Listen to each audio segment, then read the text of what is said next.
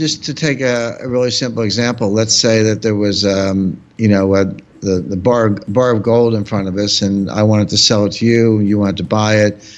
We would go back and forth over the price. We'd agree on a price, and we'd sell that bar. But what if we had one bar of gold, and just make up, let's say a 1 ounce gold coin, so $1,400. And I said, okay, Lynette, I could sell you the 1 ounce gold coin for $1,400, but why don't I sell you 100 ounces? I only have 1 ounce sitting here, but we'll make the other 99 a paper contract. And we'll agree that either I pay you or you pay me, depending on where the price goes from here. So bear in mind, we only have 1 ounce of physical gold, but we do a deal on 100 ounces, 99 ounces of paper gold, and 1 ounce of physical gold. Well, that's a much bigger deal, a lot more money involved, a lot more profit and loss for either one of us, but there's still only 1 ounce of gold. The other 99 is the derivative. So a derivative is just a paper bet. It's a paper bet based on some underlying with no limit as to how big the paper bet can be. Now, I'll give you another concrete example. And I remember in 2007, when the mortgage crisis first hit in the spring, and then there was a money market crisis in August, and that's when Jim Cramer had his famous meltdown with Aaron Burnett on CNBC. They know nothing, but the point being, that was the beginning, and then it came to a head over a year later with Lehman Brothers in September 2018. Mm-hmm. But when it first started, there were some very smart people, and I would put, Ben Stein and others. He's an economist, and he's a comedian, actor, but also an economist. And a lot of other people said, look, there are $1 trillion of subprime mortgages, and that's about what there was with Alt-A. That's another kind of subprime, but let's say $1 trillion of subprime mortgages.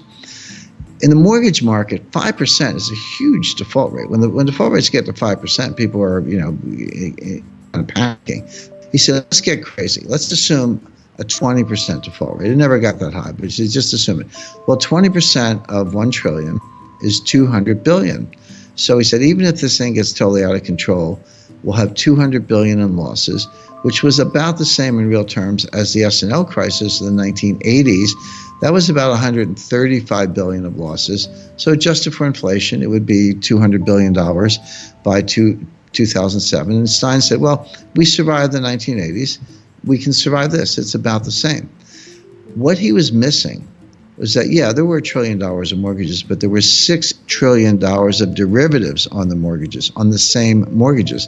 And so 20% default rate, it wasn't 200 billion, it was 1.2 trillion of losses just to get started. And then the panic went on from there, and the losses were ultimately in the scores of trillions. Right. But the point being, you cannot look at bank balance sheets. You cannot look at futures contracts. You cannot look at any known quantity and understand the risk without understanding how much is off balance sheet, how much more of the same thing, the same kind of bet. And banks do not put derivatives on their balance sheet. And I've had this debate in chapter 8 of the book, chapter 8 of Aftermath. I talk about a private briefing that I had with the board of directors of Morgan Stanley and their CEO, James Gorman. And I said, well, first of all, a couple things. Number one, your derivative book might be smaller, it actually was, but that's because so many of the derivatives were moved over to the clearinghouses. They created these clearinghouses after 2008. So now, two banks do a derivative trade, and they take it and they send it to the clearinghouse, and you put it on the balance sheet of the clearinghouse. You didn't make the risk go away. You just moved it to a side pocket. So maybe Morgan Stanley or Citibank's balance sheet has fewer derivatives, but it doesn't mean there are fewer derivatives in the system. They've just been put over in the clearinghouse. Who's going to guarantee the clearinghouse? Again, Morgan Stanley's capital base may be fine, at least in most circumstances, but who's backing up the clearinghouse? Well, the answer is the members, which are the banks.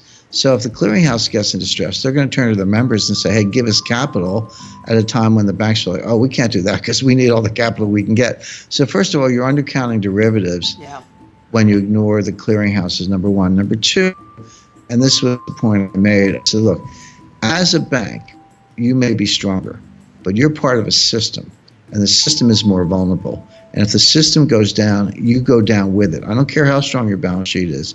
You're part of something bigger, and if that collapses, you collapse too.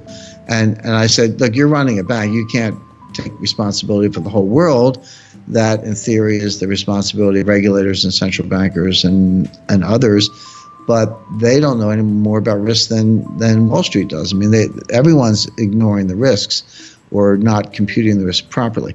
So I say, yeah, maybe your bank's more sound, but you're not counting the clearinghouse and you're ignoring systemic risk, which is bigger and more dangerous than ever. The warning signs are all over the place. You just have to understand them, incorporate them, connect the dots, and then see how it plays out. And it's not just one path or multiple paths, but they all sort of end up in the same place. And then I bring it full circle. I say, well, if this is coming, and it is, what are you waiting for? Why not get ready now? When I've had people say, I'll be half facetious, but it's kind of true.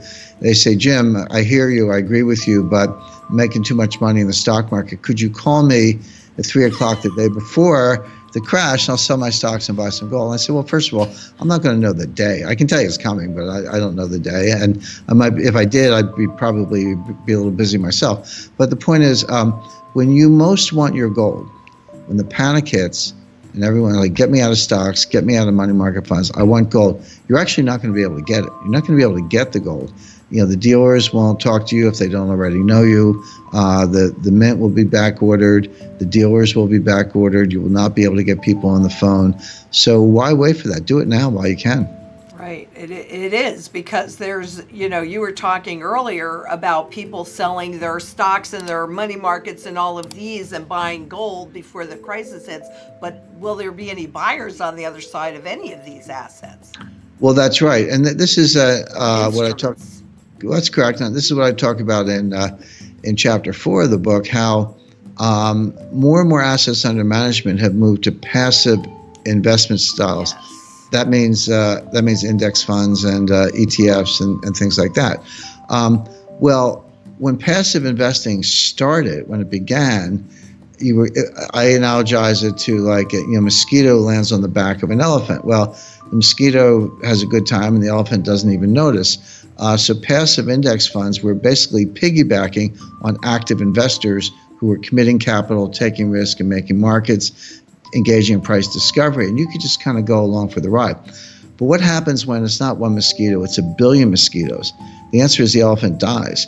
And that's what's happening in markets. More and more funds are going passive. Fewer and fewer are going active. Well, the active investors are the ones who commit capital and make markets. So you get into a financial panic. With the passive investors, their investors want their money back, so they have to sell stocks or sell assets or sell bonds to get money to pay the redemptions. Well, where are the buyers? Yeah, you've driven the active managers out of business.